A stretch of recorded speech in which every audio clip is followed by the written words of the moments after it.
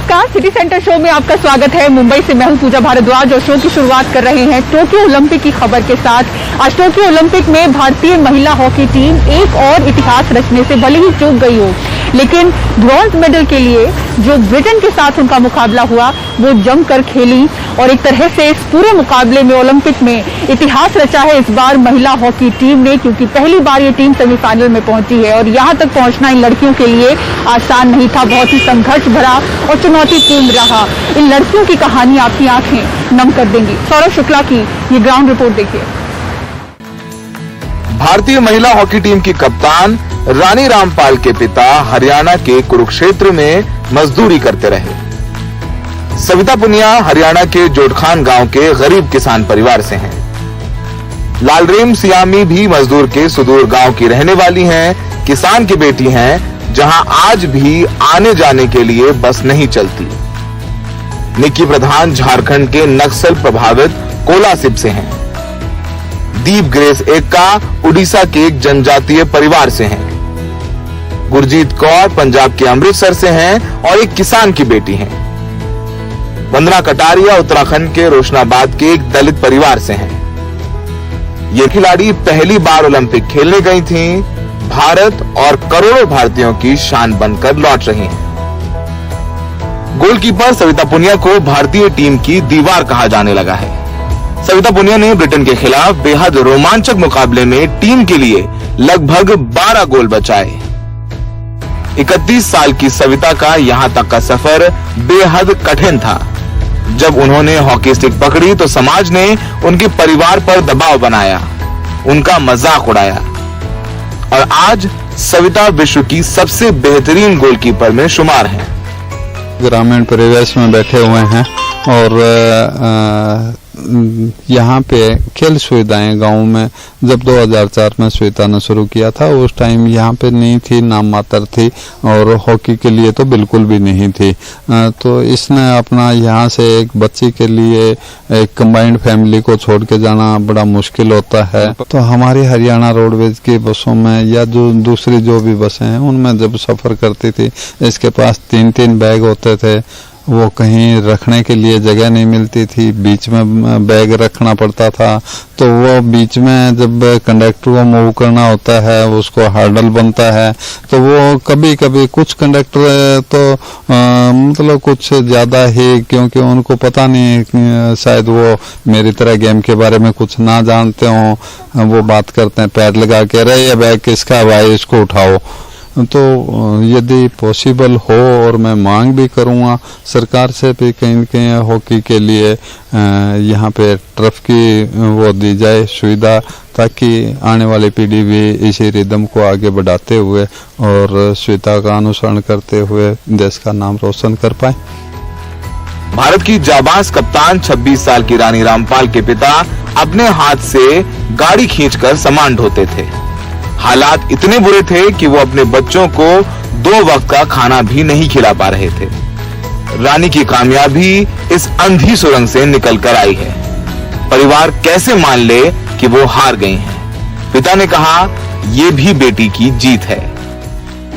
मेरे को बहुत खुशी है, कोई ऐसी बात नहीं है। टीम ने बहुत अच्छा प्रदर्शन किया है, बच्चों ने सारे ने बहुत अच्छा प्रदर्शन किया है। आपने कहा कि आपके लिए ये हार नहीं है, ये जीत है। जीत है, मैं अब भी कह रहा हूँ इस चीज को, ये हार नहीं है, ये जीत है। मैं अपने बच्चे के टीम के लिए सारे को करता है। रानी के घर से लगभग 1 किलोमीटर दूरी पर ही नवजोत कौर का घर है। नवजोत ने ऑस्ट्रेलिया के खिलाफ क्वार्टर फाइनल में जबरदस्त प्रदर्शन किया था। नवजोत के पिता हरियाणा के कुरुक्षेत्र में एक मैकेनिक हैं और गाड़ियों के शॉकर ठीक करते हैं। सतनाम हमसे बात करते करते भावुक हो जाते हैं। संघर्ष तो है जी, बहुत संघर्ष है, बाकी चलो बच्चों के लिए ही करना है। अपने लिए तो जो किया अब तो बच्चों के लिए ही करना था जी। इस तरह जी बच्चों को जरूरी है, बच्चों को नहीं दवांगे तो बच्चे खेल नहीं सकते। बच्चों को तो बहुत जरूरी है जी। हाँ ये है कि शूज जो बच्चे कोई 1000 के पाता था हम 500 के लेके दे देते थे, 400 के लेके दे देते थे। हाँ बच्चों के नाल माँ प्यो का तो है ही है जी, माँ का कुछ ज्यादा है। हरियाणा के सोनीपत में भगवान की मूर्ति लिए मैच देख रही सावित्री देवी भारतीय खिलाड़ी नेहा गोयल की मां है। नेहा के पिता नहीं है और मां ने लोगों के घरों में बर्तन मांजकर अपनी बेटी को हॉकी का खिलाड़ी बनाया। भले ही ये टीम मैच हार गई हो, पर इस टीम की हर एक खिलाड़ी अपने आप में एक मिसाल है। भले ही हम आज का मैच हार गए हों, लेकिन कितनी ही बच्चियां आज देश में इन 16 लड़कियों से इंस्पायर होकर के रानी रामपाल बनना चाहती हैं, नवजोत कौर बनना चाहती हैं, गुरजीत बनना चाहती हैं। और यही जीत है कि अब इन लड़कियों की परफॉर्मेंस के बाद आगे गोल्ड मेडल जीतने के लिए कितनी ही नई लड़कियां तैयार होंगी, हॉकी स्टिक उठाएंगी। कुरुक्षेत्र में सहयोगी अश्विनी मेहरा के साथ सौरभ शुक्ला, एनडीटीवी इंडिया। और भारत के स्टार पहलवान बजरंग पुनिया को टोक्यो ओलंपिक के सेमीफाइनल में हार का सामना करना पड़ा। 65 किलोग्राम वर्ग के सेमीफाइनल में उन्हें अजरबैजान के पहलवान हाजी अलिएव ने 12-5 से मात दी। अब कांस्य पदक के लिए बजरंग पुनिया का मुकाबला रूस के पहलवान राशिदोव से होगा। और टोक्यो ओलंपिक में जैवलिन थ्रो का फाइनल मुकाबला शनिवार को होगा। क्वालिफाइंग राउंड में पहले नंबर पर रहने वाले नीरज चोपड़ा से पूरे देश को मेडल की उम्मीद है। नीरज चोपड़ा ने अपनी पहली ही कोशिश में 86.65 मीटर थ्रो किया था, जबकि दूसरे नंबर पर रहे थे 2017 के वर्ल्ड चैंपियन और गोल्ड मेडल के दावेदार माने जा रहे जोहानिस वेटर। अगर नीरज चोपड़ा मेडल जीतते हैं तो ओलंपिक के ट्रैक एंड फील्ड में मेडल जीतने वाले वो पहले भारतीय होंगे।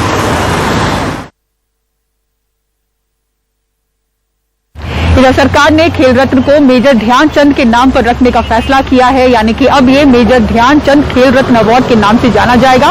इससे पहले ये राजीव गांधी खेल रत्न अवार्ड के नाम से जाना जाता था। प्रधानमंत्री नरेंद्र मोदी ने कहा कि देश की जनता की भावनाओं का आदर करते हुए ये फैसला लिया गया है। श्री विराट कोहली को वर्ष 2018 के लिए राजीव गांधी खेल रत्न पुरस्कार से सम्मानित किया जाता है। अब भारत में खेलों का सर्वोच्च सम्मान राजीव गांधी खेल रत्न अवार्ड ध्यानचंद खेल रत्न अवार्ड के नाम से जाना जाएगा। प्रधानमंत्री ने ट्वीट करके इसकी जानकारी दी। एक के बाद एक ट्वीट करके प्रधानमंत्री ने इस फैसले का ऐलान किया। जो खेल अवार्ड है वो खिलाड़ी के नाम होने चाहिए और मेजर ध्यानचंद से बड़े खिलाड़ी इस देश में हुए नहीं है। जिस तरीके से उनकी अचीवमेंट है इस देश के लिए, तो बहुत ऐतिहासिक है। मुझे पूरा विश्वास है पूरा देश इसका समर्थन करेगा और पूरे देश आज खुश होगा इस अवार्ड को रीनेम करने के बाद। हालांकि सोशल मीडिया की दुनिया ने फौरन ध्यान दिलाया कि अहमदाबाद के स्टेडियम का नाम प्रधानमंत्री मोदी के नाम पर रखा गया है और दिल्ली के फिरोजशाह कोटला स्टेडियम का नाम अरुण जेटली के नाम पर किया गया है। भारत में राजनेताओं की खेल के संस्थानों और उनके नाम पर पकड़ की समस्या कोई नई नहीं है। और जहां भारतीय जनता पार्टी ने राजीव गांधी और इंदिरा गांधी के नाम पर रखे गए खेल संस्थानों के नाम अब खिलाड़ियों के नाम पर रखने की शुरुआत कर दी गई है, तो सवाल यही खड़ा होता है कि जब मोटेरा स्टेडियम का नाम प्रधानमंत्री नरेंद्र मोदी के नाम पर रखा जा रहा था या फिर फिरोजशाह कोटला का नाम जब अरुण जेटली के नाम पर रखा जा रहा था, तब भारतीय जनता पार्टी को खिलाड़ियों की याद क्यों नहीं आई? फैसले के फौरन बाद कांग्रेस नेताओं ने सरकार की खिंचाई की। मुझे आश्चर्य नहीं हुआ क्योंकि सरदार पटेल स्टेडियम का नाम बदल के नरेंद्र मोदी स्टेडियम किया गया था, तो हमें तो उम्मीद थी कि वो इसका नाम भी नरेंद्र मोदी के नाम से करेंगे। There should not be opposition when you give a sports person an award in a name of such a big legend. I think people will feel honored. BJP नेताओं ने देश भर में 19 स्टेडियमों की सूची जारी की जिनके नाम नेहरू से लेकर राजीव गांधी तक पूर्व प्रधानमंत्रियों के नाम पर रखे गए हैं। जहां देश के सबसे बड़े खेल अवार्ड का नाम बदलने से एक नए विवाद की शुरुआत हो गई है, वही ये पूरा विवाद विलियम शेक्सपियर की कुछ पंक्तियों की याद दिलाता है। नाम में क्या रखा है, अगर नाक का नाम बदल भी दिया जाएगा तो भी वो सूंघने का ही काम करेगी। कैमरा पर्सन सुशील राठी के साथ मैं अक्षय डोंगरे, एनडीटीवी इंडिया। और महामारी के इस दौर में संक्रमण के मामले कम होते ही अस्पतालों में जटिल ऑपरेशन सर्जरीज की शुरुआत हो चुकी है। 4 महीने के कार्तिक की कहानी हम आपको दिखाते हैं, जिससे एक ऐसी दुर्लभ बीमारी हुई थी जिसमें उसके ब्रेन का हिस्सा उसके चेहरे पर आ चुका था और उसकी आंख और नाक उससे दब चुकी थी। उसे सांस लेने में तकलीफ थी, उसे नजर नहीं आ रहा था। ऐसे में मुंबई के अस्पताल में 8 घंटे की उसकी लंबी सर्जरी चली, जिसके बाद उसे नया जीवन दान मिला। 4 महीने का ये मासूम बेहद जटिल प्रक्रिया और 8 घंटे की पेचीदा ऑपरेशन से गुजरा है। दरअसल नन्हा कार्तिक कंजेनिटल एंसेफेलोसिस डिसऑर्डर नाम की दुर्लभ बीमारी के साथ ही पैदा हुआ है। बच्चे की आंख और नाक को ढक चुका ये सूजन जैसा हिस्सा ब्रेन का ही एक छोटा सा भाग है जो हड्डी से निकल नाक से बाहर आया है। बच्चा देख नहीं पा रहा था, खाने पीने और नाक से सांस लेने में तकलीफ थी। मेडिकल भाषा में इस बीमारी को एंसेफेलोसिस डिसऑर्डर कहा जाता है। जब ब्रेन का हिस्सा बाहर निकल जाए तो बच्चा इस प्रकार की बीमारी का शिकार होता है। ये जन्मजात और दुर्लभ बीमारी है। ये बीमारी लगभग 10 से 11,000 नवजात बच्चों में से किसी एक को होती है, जिसका इलाज सिर्फ सर्जरी है। बच्चे की सर्जरी के लिए महाराष्ट्र के नंदुरबार जिले का ये किसान परिवार 450 किलोमीटर दूर मुंबई के वाडिया अस्पताल पहुंचा और फिर यहीं 8 घंटे की सर्जरी और करीब 15 दिनों के इलाज में कार्तिक को नया जीवन दान मिला। सर्जरी समय पर न होती तो सूजन वाले हिस्से का फटने का खतरा था, जिससे बच्चे को संक्रमण हो सकता था। छान वाटते सर आम्हाला, कसं आम्हाला पहिले वाटत होते की आमचं हे बाळाला ऑपरेशन होते होणार नाही। बच्चे का दर्द देखकर हम बहुत डर गए थे, बहुत इधर उधर भटके, लग ही नहीं रहा था कि बच्चे का ऑपरेशन हो पाएगा, लेकिन ये जरूर पता था कि इसे बचाने के लिए ऑपरेशन ही करवाना होगा। हम बेहद उम्मीद के साथ मुंबई आए और वाडिया अस्पताल के डॉक्टरों ने हमें आश्वस्त किया, मेरे बेटे को नया जन्म दिया। इसके लिए मैं डॉक्टरों का शुक्रिया अदा करता हूँ। महत्वपूर्ण बात यह है कि इस तरह की बीमारियां प्रिवेंट की जा सकती है और प्रिवेंशन के 2 हिस्से हैं। एक तो मदर के लिए कि मदर का न्यूट्रिशन अगर ठीक रहे, उनको अगर फोलिक एसिड अगर सही समय पे दिया जाए, फर्स्ट ट्राइमेस्टर में होना चाहिए, तो सभी चाइल्ड बेयरिंग एज की जो लेडीज हैं उनके लिए मुझे लगता है कि फोलिक एसिड सप्लीमेंट ये बहुत ज़रूरी है और गायनेकोलॉजिस्ट की सलाह इस बारे में ज़रूर लेनी चाहिए। दूसरा जो हिस्सा है वो ये बीमारी है या नहीं है, ये आजकल सोनोग्राफी से जाना जाता है। तो डॉक्टर्स बताते हैं कि गर्भावस्था से पहले और गर्भावस्था के दौरान शरीर में संतुलित मात्रा में पौष्टिक तत्व हो और समय पर कुछ जांच की जाए तो इस बीमारी को रोका और समय से पहले समझा जा सकता है। मुंबई से Pooja Bhardwaj, NDTV India. All India Muslim personal law board ने कहा है कि मुसलमानों की दूसरे मजहब में शादी गैर इस्लामी है और इसे रोकने के लिए अभिभावकों को बच्चों के मोबाइल पर नजर रखनी चाहिए। इसी के साथ ही उन्होंने कहा कि लड़कियों को कोएड में न पढ़ाएं, स्कूल के अलावा घर से न निकलने दें। इस पर जो तमाम मुस्लिम बुद्धिजीवी उनका कहना है कि मुस्लिम पर्सनल लॉ बोर्ड ने खाप पंचायत जैसा काम किया है। कमाल खान की रिपोर्ट देखिए। मुसलमान इस देश में दलितों से भी ज्यादा पिछड़े हैं। शिक्षा में, उच्च शिक्षा में, रोजगार में, प्रति व्यक्ति आय में, शिशु मृत्यु दर में, विकास के सारे पैमानों पर वे पिछड़े हैं। लेकिन पर्सनल लॉ बोर्ड की चिंता ये है कि वे दूसरे धर्म में उनकी शादी कैसे रोकें। एक एडवाइजरी में उन्होंने मां बाप को इसकी तरकीब बताई है कि लड़के लड़कियों के मोबाइल पे गहरी नजर रखें, लड़कियों को लड़कों के स्कूल में ना भेजें, लड़कियों को स्कूल के अलावा कहीं ना जाने दें।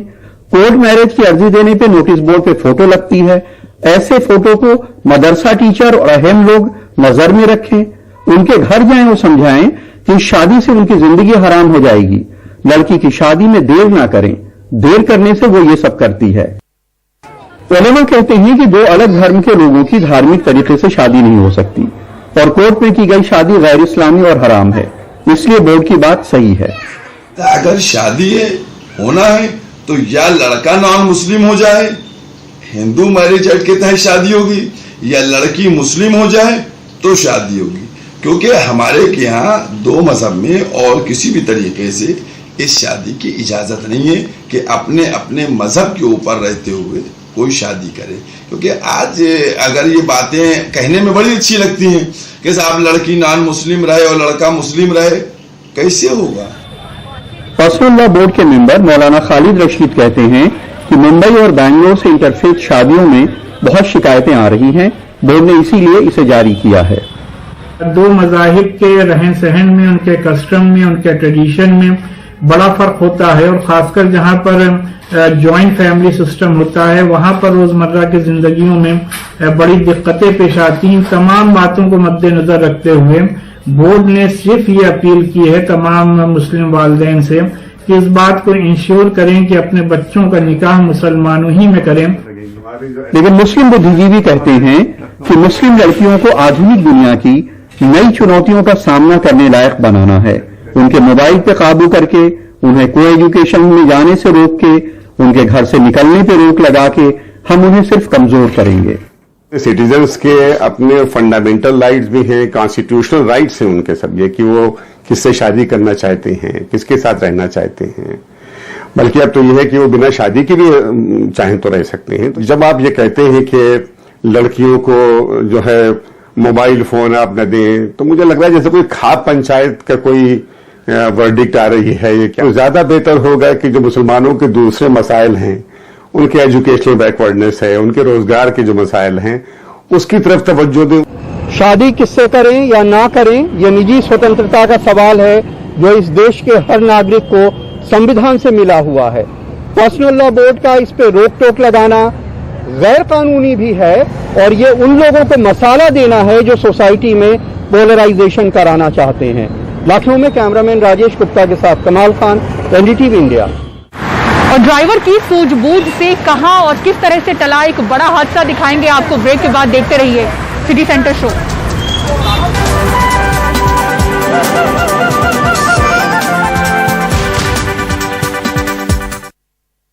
और अब बात बेंगलुरु की करते हैं। बेंगलुरु सहित पूरे कर्नाटक में रात के कर्फ्यू का जो वक्त है अब 10 बजे की जगह रात 9 बजे से ही ये शुरू हो जाएगा और सुबह 5 बजे तक जारी रहेगा।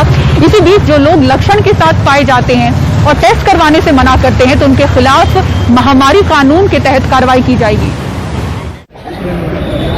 बीजेपी मुख्यालय के बाहर कोरोना प्रोटोकॉल को तार तार करता मुख्यमंत्री बसवराज बोमई और पूर्व मुख्यमंत्री येडुरप्पा का कार्यक्रम। 1 मीटर की दूरी तो छोड़िए, 1 फुट की दूरी भी मुश्किल से थी। ये अनदेखी तब है जब सरकार कोरोना पर काबू पाने के लिए सख्ती की बात कर रही है। और गुरुवार को कोरोना की रोकथाम के लिए बुलाई गई बैठक के बाद मुख्यमंत्री बसवराज बोमई के तेवर बदले दिखे। Night curfew will be preponed by 1 hour. अब पूरे राज्य में रात 10 बजे से सुबह 5 बजे की जगह रात 9 बजे से सुबह 5 बजे तक कर्फ्यू रहेगा और कुछ इलाकों में नाइट कर्फ्यू भी रहेगा। इसके अलावा कुछ और सख्त फैसले लिए गए, जैसे रात के कर्फ्यू का सख्ती से पालन होगा। रैपिड एंटीजन टेस्ट की जानकारी भी लैब फौरन बीबीएमपी को देंगे। 3 से ज्यादा संक्रमित मरीज एक जगह पर पाए जाने पर उसे फौरन माइक्रो कंटेनमेंट जोन घोषित किया जाएगा। महाराष्ट्र और केरल से आने पर आरटीपीसीआर की नेगेटिव रिपोर्ट अनिवार्य है। महाराष्ट्र और केरल से सटे जिलों में वीकेंड कर्फ्यू रहेगा। 9वीं से 12वीं तक स्कूल चरणबद्ध तरीके से 23 अगस्त से खोले जाएंगे। रेलवे स्टेशन, बस अड्डों और भीड़ भाड़ वाली जगहों पर टेस्टिंग बढ़ा दी गई है। Chief commissioner BBMP has issued an order। BBMP commissioner ने लिखित आदेश पास किया है कि महिला और पुरुष दोनों की फिजिकल ट्रियाज किया जाएगा, यानी उनकी जांच की जाएगी और जो विरोध करेंगे उनके खिलाफ पेंडेमिक एक्ट के तहत कार्रवाई होगी, क्योंकि उनसे संक्रमण दूसरों को फैल सकता है। दूसरे वेव में जिस तरह की अफरा तफरी यहाँ मची, ऐसे हालात दोबारा पैदा न हो, ये सुनिश्चित करने की सरकार अपनी तरफ से कोशिश कर रही है। ऐसे में ये हमारी और आपकी जिम्मेदारी है कि हम कोविड प्रोटोकॉल का पालन करें। बेंगलुरु से निहाल खिदवई, एनडीटीवी इंडिया। और अब खबर हिमाचल प्रदेश से, जहां सिरमौर में ड्राइवर की सूझबूझ से एक बड़ा हादसा टल गया। सिरमौर में एक बस अचानक से फिसल गई और खाई में गिरने लगी, लेकिन तभी ड्राइवर ने ब्रेक लगा दिया और एक एक कर सारे यात्री बाहर निकल आए। ड्राइवर को भी बचा लिया गया है। बस में कुल 22 लोग सवार थे। शुरुआती जांच में ये बात सामने आई है कि बस का पट्टा टूट जाने के कारण ये हादसा हुआ।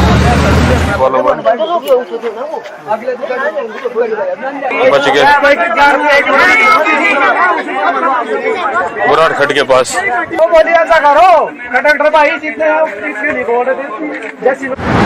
और सिटी सेंटर शो में फिलहाल इतना ही। पूरी टीम को दीजिए इजाजत। खबरों के लिए देखते रहें एनडीटीवी इंडिया। नमस्कार।